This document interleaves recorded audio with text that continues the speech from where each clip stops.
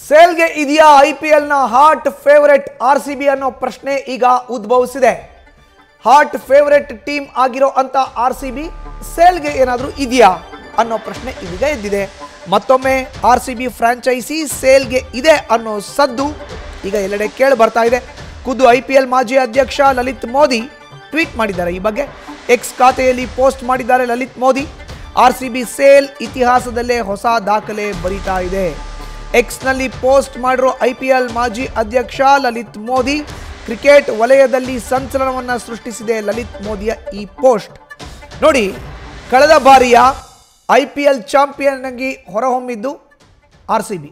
ಇಷ್ಟು ದಿನಗಳ ಕಾಲ ಕಪ್ ನಮ್ದೇ ಅಂತ ಇದ್ದಂಥ ಆರ್ಸಿಬಿ ಈಗ ಕಪ್ಪನ್ನು ತಮ್ಮದಾಗಿಸ್ಕೊಂಡಿದೆ. ಬಟ್ ಈಗ ಸೇಲ್ಗಿದೆಯಾ ಅನ್ನೋ ಪ್ರಶ್ನೆ. ಆರ್ಸಿಬಿ ಸೇಲ್ ಹಾಗಾದರೆ ಇರೋದು ನಿಜಾನ? ಐಪಿಎಲ್ ಫ್ರಾಂಚೈಸಿಗಳು ಅದರಲ್ಲೂ ಆರ್ಸಿಬಿ ಫ್ರಾಂಚೈಸಿಯ ಮಾರಾಟದ ಬಗ್ಗೆ ಲಲಿತ್ ಮೋದಿ ಮಾಡಿರುವಂಥ ಟ್ವೀಟ್ ಏನಿದೆ? ಐಪಿಎಲ್ ಫ್ರಾಂಚೈಸಿಗಳು ಅದರಲ್ಲೂ ಆರ್ಸಿಬಿ ಫ್ರಾಂಚೈಸಿಯ ಮಾರಾಟದ ಬಗ್ಗೆ ಸಾಕಷ್ಟು ಸುದ್ದಿಗಳು ಹರಿದಾಡ್ತಾ ಇದೆ. ಆದರೆ ಈ ಹಿಂದೆ ಇದನ್ನು ಆರ್ಸಿಬಿ ತಳ್ಳಿ ಹಾಕಿದೆ. ಆದರೆ ಈಗ ಅದರ ಮಾಲೀಕರು ಕಡೆಗೂ ತಮ್ಮ ಬ್ಯಾಲೆನ್ಸ್ ಶೀಟ್ನಿಂದ ಹೊರತೆಗೆದು ಮಾರಾಟ ಮಾಡೋದಕ್ಕೆ ಮುಂದಾಗಿದ್ದಾರೆ ಅನ್ನಿಸ್ತಾ ಇದೆ. ಕಳೆದ ಸೀಸನ್ನಲ್ಲಿ ಐಪಿಎಲ್ನ ಗೆಲುವು ಜೊತೆಗೆ ತಂಡಕ್ಕಿರುವ ಸ್ಟ್ರಾಂಗ್ ಫ್ಯಾನ್ ಬೇಸ್, ಅದಕ್ಕಿಂತಲೂ ಹೆಚ್ಚಾಗಿ ಬಲಿಷ್ಠ ತಂಡ ಮತ್ತು ಅದ್ಭುತ ಟೀಮ್ ಮ್ಯಾನೇಜ್ಮೆಂಟ್, ಇದನ್ನೆಲ್ಲ ನೋಡಿದ್ರೆ ಸಂಪೂರ್ಣವಾಗಿ ಐಪಿಎಲ್ ಫ್ರಾಂಚೈಸಿ ಅಂತ ಸಿಗುವ ತಂಡ ಇದೊಂದೇ ಅಂತ ನನಗೆ ನಂಬಿಕೆ ಇದೆ. ದೊಡ್ಡ ದೊಡ್ಡ ಜಾಗತಿಕ ಹೂಡಿಕೆ ಸಂಸ್ಥೆಗಳು ಅಥವಾ ಸ್ವಾಯತ್ತ ಹೂಡಿಕೆ ಸಂಸ್ಥೆಗಳು ತಮ್ಮ ಹೂಡಿಕೆಯ ಭಾಗವಾಗಿ, ಅದರಲ್ಲೂ ಭಾರತದಲ್ಲಿ ಹೂಡಿಕೆಯ ಭಾಗವಾಗಿ ಖಂಡಿತವಾಗಿಯೂ ಈ ತಂಡವನ್ನು ತಮ್ಮ ಜೊತೆಗೆ ಇರಿಸಿಕೊಳ್ಳಲು ಮುಗಿಬೀಳುವ ವಿಶ್ವಾಸ ನನಗಿದೆ. ಇದಕ್ಕಿಂತ ಒಳ್ಳೆಯ ಅತ್ಯುತ್ತಮ ಹೂಡಿಕೆಯ ಅವಕಾಶ ನನಗಂತೂ ಹೊಳಿತಾ ಇಲ್ಲ.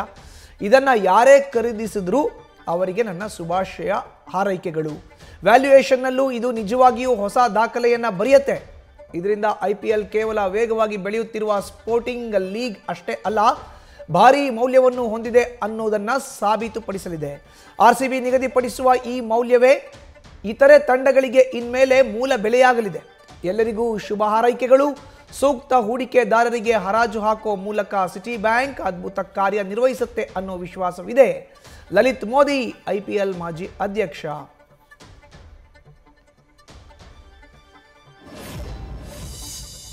ಹೆಚ್ಚಿನ ಮಾಹಿತಿ ನೀಡ್ತಾರೆ ನಮ್ಮ ಪ್ರತಿನಿಧಿ ಜಗದೀಶ್. ಈಗ ನ್ಯೂಸ್ ಡೆಸ್ಕ್ ಇಂದ ನೇರ ಸಂಪರ್ಕಕ್ಕೆ ಜಾಯಿನ್ ಆಗಿದ್ದಾರೆ. ಜಗದೀಶ್, ಭಾರಿ ಕುತೂಹಲ ಮೂಡಿಸಿತ್ತು, ಹಲವಾರು ಬಾರಿ ಈ ವಿಚಾರ ಕೇಳಿ ಬಂದಿತ್ತು ಆರ್ಸಿಬಿ ಸೇಲ್ ಇದೆ ಅಂತ. ಬಟ್ ಈಗ ಐಪಿಎಲ್ನ ಮಾಜಿ ಅಧ್ಯಕ್ಷ ಲಲಿತ್ ಮೋದಿಯ ಟ್ವೀಟ್ ಸಾಕಷ್ಟು ಕುತೂಹಲ ಕೆರಳಿಸಿದೆ. ಏನು ಸಿಗ್ತಾ ಇದೆ ಮಾಹಿತಿ ಜಗದೀಶ್ ಇದ್ರ ಬಗ್ಗೆ?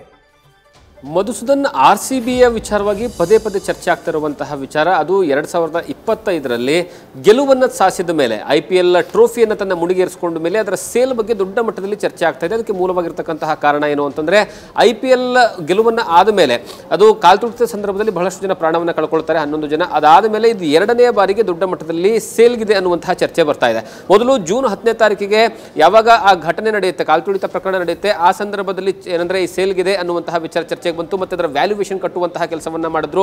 ಆರ್ಸಿಬಿಗೆ ಈಗ ಸದ್ಯಕ್ಕಿರುವಂತಹ ಟ್ರೆಂಡ್ ಪ್ರಕಾರ 2000ರಿಂದ 2300 ಕೋಟಿ ರೂಪಾಯಿ ವ್ಯಾಲ್ಯೂಯೇಷನ್ ಇದೆ ಆ ಬ್ರ್ಯಾಂಡ್ಗೆ ಅನ್ನುವಂತಹ ವಿಚಾರ ಮಟ್ಟಕ್ಕೂ ಸಹಿತ ಚರ್ಚೆ ಆಯಿತು. ಅವಾಗ ಸ್ವತಃ ಆರ್ಸಿಬಿಯ ಓನರ್ಸ್ಗಳಂದ್ರೆ ಅದನ್ನ ಅಲ್ಲಗಳೆಯುವಂತಹ ಕೆಲಸವನ್ನ ಮಾಡಿದ್ರು. ಯಾವುದೇ ಕಾರಣಕ್ಕೂ ಸಹಿತ ಇದು ಸೇಲ್ಗಿಲ್ಲ, ಇದು ಊಹಾಪೋಹದ ಚರ್ಚಾ ವಿಚಾರ ಅನ್ನುವಂತಹ ವಿಚಾರವನ್ನ ಹೇಳಿದ್ರು. ಆದ್ರೆ ಈಗ ಲಲಿತ್ ಮೋದಿ ಅವರೇನಂದ್ರೆ ಮಾಜಿ ಐಪಿಎಲ್ನ ಅಂದ್ರೆ ಅಧ್ಯಕ್ಷರು, ಅವರಿಗೆ ಒಂದು ಟ್ವೀಟ್ ಅನ್ನ ಮಾಡಿದ್ದಾರೆ. ಮತ್ತೆ ಅದರ ಸಂಪೂರ್ಣವಾದಂತಹ ವಿವರವನ್ನ ಬರ್ಕೊಳ್ಳುವಂತಹ ಕೆಲಸವನ್ನ ಮಾಡಿದ್ದಾರೆ. ಈಗ ಇದಕ್ಕೆ ಒಂದು ರೀತಿಯ ಹೊಸ ರೀತಿಯ ಪುಷ್ಟಿ ಸಿಗ್ತಾ ಇದೆ. ಯಾಕಂದ್ರೆ ಲಲಿತ್ ಮೋದಿಗೆ ಈ ಒಂದು ಐಪಿಎಲ್ ನ ಸಂಪೂರ್ಣವಾದಂತಹ ಮಾಹಿತಿ ಇಂಟರ್ನಲ್ಲಿ ಏನಾಗ್ತಾ ಇದೆ ಅನ್ನುವಂತಹ ವಿಚಾರ ಗೊತ್ತಾಗ್ತಾ ಹೋಗುತ್ತೆ. ಮತ್ತೆ ಅದರ ಜೊತೆಗೆ ಅವರ ಜೊತೆ ನಿರಂತರವಾದಂತಹ ನಿಕಟ ಸಂಪರ್ಕದಲ್ಲಿರುವಂತಹ ಒಬ್ಬ ವ್ಯಕ್ತಿ ಅಂತ ಹೇಳಿದ್ರು ತಪ್ಪಾಗೋದಿಲ್ಲ. ಈಗ ಅವರು ಹೇಳಿರುವಂತಹ ಪ್ರಕಾರ ನೋಡ್ತಾ ಹೋದ್ರೆ ಈ ಒಂದು ಐಪಿಎಲ್ ನಲ್ಲಿರುವಂತಹ ಅತಿ ದೊಡ್ಡ ಮತ್ತೆ ಅತಿ ಹೆಚ್ಚು ಫ್ಯಾನ್ ಬೇಸ್ ಇರುವಂತಹ ಯಾವುದಾದ್ರೂ ತಂಡ ಇದ್ರೆ ಈ ಒಂದು ಐಪಿಎಲ್ ನಲ್ಲಿ ಅದು ಆರ್ಸಿಬಿ. ಮತ್ತೆ ಅದರ ವ್ಯಾಲ್ಯೂಯೇಷನ್ ಅಲ್ಲೂ ಸಹಿತ ಅತಿ ದೊಡ್ಡ ಮಟ್ಟದಲ್ಲಿ ಹೊಸ ಮೈಲುಗಲ್ಲನ್ನು ಸೃಷ್ಟಿ ಮಾಡುತ್ತೆ. ಈಗಾಗಲೇ ಅದಕ್ಕೆ ಬೇಕಾಗಿರ್ತಕ್ಕಂತಹ ಸಕಲ ಸಿದ್ಧತೆಗಳನ್ನ ಏನಂದ್ರೆ ರೆಡಿ ಮಾಡ್ಕೊಳ್ಳುವಂತಹ ಕೆಲಸವನ್ನ ಮಾಡಲಾಗ್ತಾ ಇದೆ. ಒಂದು ಕಡೆಗೆ ಏನಂದ್ರೆ ಆರ್ಸಿಬಿ ತನ್ನ ಬ್ಯಾಲೆನ್ಸ್ ಶೀಟ್ ಅನ್ನ ರೆಡಿ ಮಾಡ್ತಾ ಇದೆ. ಬ್ಯಾಲೆನ್ಸ್ ಶೀಟ್ ಅಂದ್ರೆ ಅದರ ಸಂಪೂರ್ಣವಾದಂತಹ ಆದಾಯ ಮತ್ತು ನಷ್ಟ, ನಿವ್ವಳ ಲಾಭ ಏನಿದೆ ಅದರ ಸಂಪೂರ್ಣವಾದಂತಹ ವಿವರವನ್ನ ಈಗಾಗಲೇ ಆರ್ಸಿಬಿ ತನ್ನ ಏನಂದ್ರೆ ಬ್ಯಾಲೆನ್ಸ್ ಶೀಟ್ ಅನ್ನ ರೆಡಿ ಮಾಡ್ಕೊಳ್ತಾ ಇದೆ.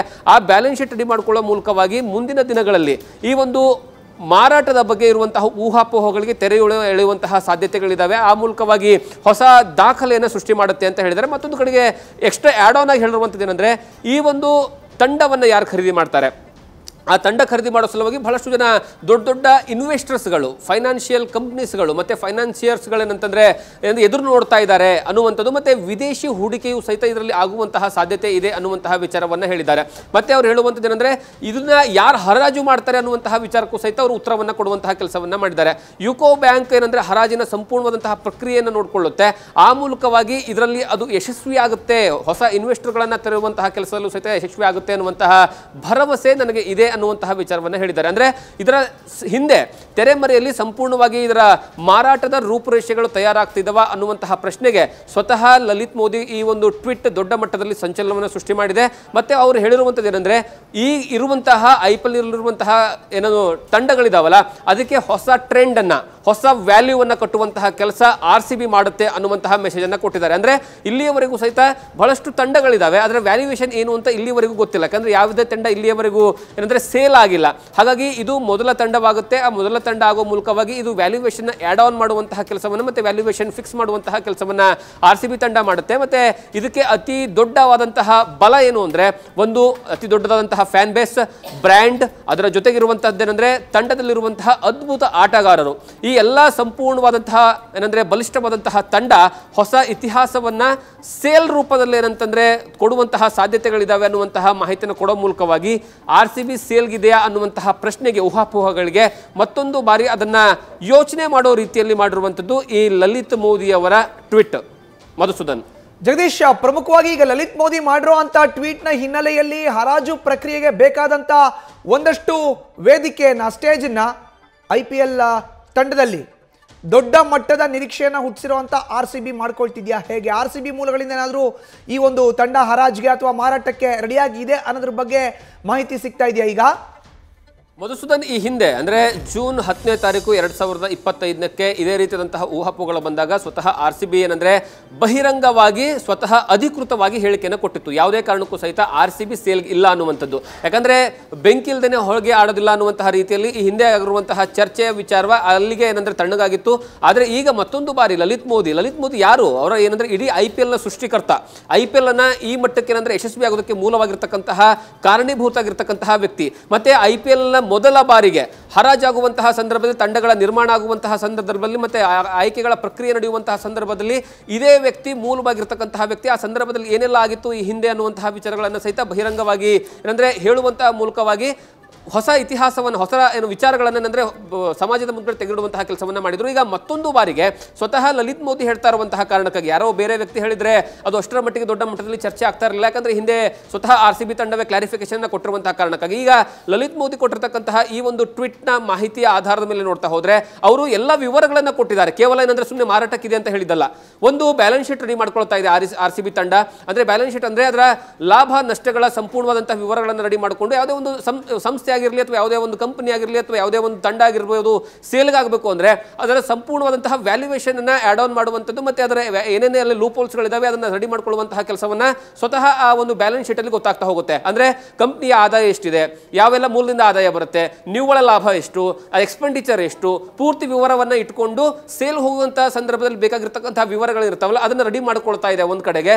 ಮತ್ತೊಂದು ಕಡೆಗೆ ಇದರ ಸಂಪೂರ್ಣವಾದಂತಹ ಏನಂದ್ರೆ ರೂಪುರೇಷೆಗಳನ್ನ ತಯಾರಿ ಮಾಡ್ಕೊಳ್ತಾ ಇರುವಂತದ್ದು. ಅಂದ್ರೆ ಹರಾಜಿನ ಪ್ರಕ್ರಿಯೆಯಲ್ಲಿ ಯಾರ ಮೂಲಕವಾಗಿ ಹರಾಜಿಗೆ ಹೋಗಬೇಕು, ಆ ಹರಾಜಿಗೆ ಹೋಗಬೇಕಾಗಿರ್ತಕ್ಕಂತಹ ಸಂಸ್ಥೆ ಯಾವುದು ಅಥವಾ ಬ್ಯಾಂಕ್ ಯಾವುದು ಅನ್ನುವಂತಹ ವಿಚಾರಗಳನ್ನು ಸಹಿತ ಸ್ವತಃ ಲಲಿತ್ ಮೋದಿ ಹೇಳಿದ್ದಾರೆ. ಅಂದ್ರೆ ಅವರು ಹೇಳಿರುವಂತದ್ದು ಯುಕೋ ಬ್ಯಾಂಕ್ ಈಗ ಅದರ ಸಂಪೂರ್ಣವಾದಂತಹ ವಿವರಗಳನ್ನು ರೆಡಿ ಮಾಡುವಂತಹ ಕೆಲಸವನ್ನ ಮಾಡ್ತಿದೆ. ಮತ್ತೆ ಇನ್ವೆಸ್ಟರ್ಸ್ಗಳು ಸಹಿತ ಬಹಳಷ್ಟು ಜನ ಏನಂದ್ರೆ ತುದಿಗಾಲ ಮೇಲೆ ನಿಲ್ತಾರೆ ಇದನ್ನ ಖರೀದಿ ಮಾಡೋದಕ್ಕೆ ಅಂತ. ಕಾರಣ ಏನು ಅಂದ್ರೆ ವ್ಯಾಲ್ಯೂಯೇಷನ್ ಅಷ್ಟರ ಮಟ್ಟಿಗೆ ಇದೆ, ಬ್ರ್ಯಾಂಡ್ ಹೆಸರು ಅಷ್ಟರ ಮಟ್ಟಿಗೆ ಇದೆ, ತಂಡ ಅಷ್ಟೊಂದು ಬಲಿಷ್ಠವಾಗಿದೆ ಈಗ ಸದ್ಯದ ಮಟ್ಟದಲ್ಲಿ. ಯಾಕಂದ್ರೆ ಇಷ್ಟು ವರ್ಷಗಳ ಕಾಲ 18 ವರ್ಷಗಳ ಕಾಲ ಯಾವುದೇ ಕಾರಣಕ್ಕೂ RCB ಏನಂದ್ರೆ IPL ಟ್ರೋಫಿಯನ್ನು ಗೆಲ್ಲಕ್ಕಾಗಲಿಲ್ಲ ಅಂದ್ರೂ ಅದರ ಫ್ಯಾನ್ ಬೇಸ್ ಮೂಲಕವಾಗಿ ಇಡೀ 10 ತಂಡಗಳಲ್ಲಿ ಅತಿ ಹೆಚ್ಚಿನ ಪ್ರಮಾಣದಲ್ಲಿ ಯಾವುದಾದ್ರೂ ತಂಡಕ್ಕೆ ಏನಂದ್ರೆ ಬೆಂಬಲ ಇತ್ತಿತ್ತು ಅಂತಂದ್ರೆ ಅದು RCB ತಂಡಕ್ಕೆ ಮಾತ್ರ. ಇದು ಎಷ್ಟರ ಮಟ್ಟಿಗೆ ಚರ್ಚೆ ಆಯಿತು ಅಂದ್ರೆ ಸತತ 17 ವರ್ಷಗಳ ಕಾಲ ಯಾವುದೇ ಒಂದು ತಂಡ ಗೆಲ್ಲೋಕೆ ಆಗಲಿಲ್ಲ ಅಂತಂದ್ರೂ ಅದಕ್ಕೆ ಪ್ರತಿ ವರ್ಷವೂ ಸಹಿತ ಆಡ್ ಆನ್ ಆಗಿ ಹೆಚ್ಚಿನ ಪ್ರಮಾಣದಲ್ಲಿ ಕ್ರೇಜ್ ಕ್ರಿಯೇಟ್ ಮಾಡಿರುವಂತಹ ತಂಡ ಇದ್ರೆ ಅದು RCB ತಂಡ. ಮುಂಬೈ ತಂಡ ಇದೆ ಸೆಕೆಂಡ್ ಪ್ಲೇಸು, ಚೆನ್ನೈ ತಂಡ ಇದೆ ಸೆಕೆಂಡ್ ಪ್ಲೇಸು, ಥರ್ಡ್ ಪ್ಲೇಸಲ್ಲಿ ಮುಂಬೈ ಬರುತ್ತೆ. ಆದರೆ ಮೊದಲ ಸ್ಥಾನದಲ್ಲಿ ಫ್ಯಾನ್ ಬೇಸ್ಗಳ ವಿಚಾರದಲ್ಲಿ RCB ಇದೆ. ಆ ಕಾರಣಕ್ಕಾಗಿ ಇದರ ಬ್ರ್ಯಾಂಡ್ ವ್ಯಾಲ್ಯೂ ಸಹಿತ ಜಾಸ್ತಿ ಆಗುತ್ತೆ. ಬ್ರ್ಯಾಂಡ್ ವ್ಯಾಲ್ಯೂಯೇಷನ್ ಈಗಾಗಲೇ ಬಹಳಷ್ಟು ಜನ ಏನಂದ್ರೆ ಪ್ರಿಡಿಕ್ಟ್ ಮಾಡ್ತಾ ಇದ್ದಾರೆ ಬಹುತೇಕ 2,000 ಕೋಟಿ ರೂಪಾಯಿ ಆಗ್ಬೋದು ಅಂತ. ಆದರೆ ಈಗ ಸದ್ಯಕ್ಕಿರುವಂತಹ ಮಾಹಿತಿಯ ಪ್ರಕಾರ 2,300 ಕೋಟಿಗೆ ಆಲ್ರೆಡಿ ಬಿಡ್ಡಿಂಗ್ ಪ್ಲಾನ್ ನಡೀತಾ ಇದೆ. ಅದು 2,300 ಕೋಟಿಯಿಂದ ಬಿಡ್ಡಿಂಗ್ ಶುರು ಆಗಿಬಿಟ್ರೆ ಬಹುತೇಕ 2,500 ಕೋಟಿ ರೂಪಾಯಿವರೆಗೂ ಸಹ ಅದರ ಏರಿಕೆ ಬ್ರ್ಯಾಂಡ್ ವ್ಯಾಲ್ಯೂ ಜಾಸ್ತಿ ಆಗುವಂತಹ ಸಾಧ್ಯತೆಗಳು ಇದಾವೆ ಅನ್ನುವಂತಹ ವಿಚಾರ ಚರ್ಚೆ ಆಗ್ತಾ ಇದೆ. ಆ ಮೂಲಕವಾಗಿ ಇಲ್ಲಿಯವರೆಗೆ IPL ತಂಡದ ವ್ಯಾಲ್ಯೂಯೇಷನ್ ಏನಿದೆ ಒಂದೊಂದು ತಂಡದ್ದು ಅನ್ನುವಂಥದ್ದು ಯಾರಿಗೂ ಗೊತ್ತಿಲ್ಲ. ಆ ವ್ಯಾಲ್ಯೂಯೇಷನ್ ಈ ಒಂದು RCBಯ ಸೇಲ್ ಇಟ್ಟಿರುವಂತಹ ಸಂದರ್ಭದಲ್ಲಿ ಅದರ ರೂಪ ಹೊರ ಜಗತ್ತಿಗೆ ಗೊತ್ತಾಗುತ್ತೆ ಅನ್ನುವಂತಹ ವಿಚಾರ ಸ್ವತಃ ಲಲಿತ್ ಮೋದಿ ಹೇಳಿರುವಂತಹ ಕಾರಣಕ್ಕಾಗಿ ಇಷ್ಟೆಲ್ಲ ಕ್ಲಿಯರ್ ಆಗಿ ಇನ್ಫಾರ್ಮೇಶನ್ ಕೊಟ್ಟಿರತಕ್ಕಂತಹ ಕಾರಣಕ್ಕಾಗಿ ಈಗ RCB ಸೇಲ್ಗಿದೆಯಾ ಇಲ್ವಾ ಅನ್ನುವಂತಹ ಪ್ರಶ್ನೆಗೆ ಏನಂದ್ರೆ ಸ್ವತಃ RCB ತಂಡದ ಮ್ಯಾನೇಜ್ಮೆಂಟ್ ವಿವರನ್ನು ಕೊಡಬೇಕು. ಆದರೆ ಲಲಿತ್ ಮೋದಿ ಅಂತ ಮಾಡಿರುವಂತಹ ಟ್ವೀಟ್ಗೆ ಪತ್ರಕ್ಕೆ ಯಾವುದೇ ಕಾರಣಕ್ಕೂ ಇಲ್ಲಿಯವರೆಗೂ ಸಹಿತ RCB ತಂಡ ಅದನ್ನು ಡಿನೇ ಮಾಡುವಂತಹ ಕೆಲಸವನ್ನ ಮಾಡಿಲ್ಲ, ಅಥವಾ ಆ ಬ್ಯಾಂಕ್ ಯಾವುದೇ ಕಾರಣಕ್ಕೂ ನಾವು ಇದರ ಭಾಗವಾಗಿಲ್ಲ ಅಂತ ಡಿನೇ ಮಾಡುವಂತಹ ಕೆಲಸವನ್ನ ಮಾಡಿಲ್ಲ. ಆ ಕಾರಣಕ್ಕಾಗಿ ಈಗ ಎಲ್ರಿಗೂ ಇರುವಂತಹ ಪ್ರಶ್ನೆ RCB ಸೇಲ್ಗಿದೆಯಾ ಅನ್ನುವಂಥದ್ದು. ಮಧುಸೂದನ್, ಧನ್ಯವಾದ ಜಗದೀಶ್ ನಿಮ್ಮ ಮಾಹಿತಿಗೆ. ನ್ಯೂಸ್ ಫಸ್ಟ್ ನಿರ್ಭೀತಿಯಿಂದ ನಿಮ್ಮ ಪರವಾಗಿ.